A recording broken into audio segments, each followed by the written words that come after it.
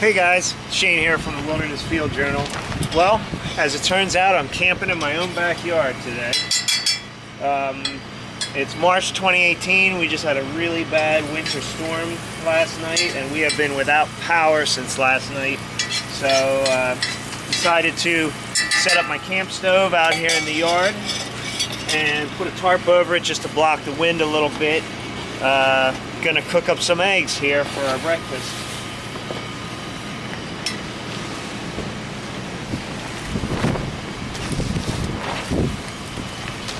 You know, there's a couple of simple things that I had that made this a much more comfortable experience. Oh man, the wind is whipping the camera, and you can probably hear my neighbor's generator running too.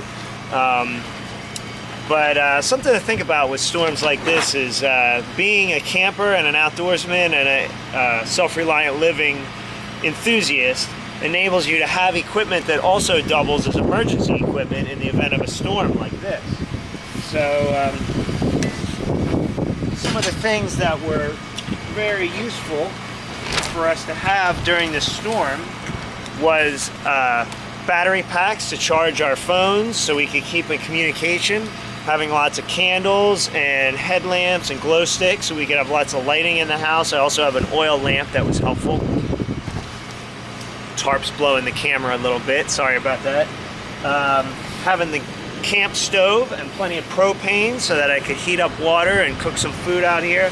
Having the tarp and ropes and the hammock gives me a place to sit and be able to work out here.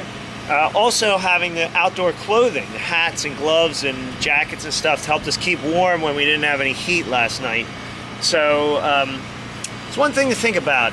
Being a camper and an outdoorsman is really helpful when you have these household emergencies, like a power outage due to some crazy high winds.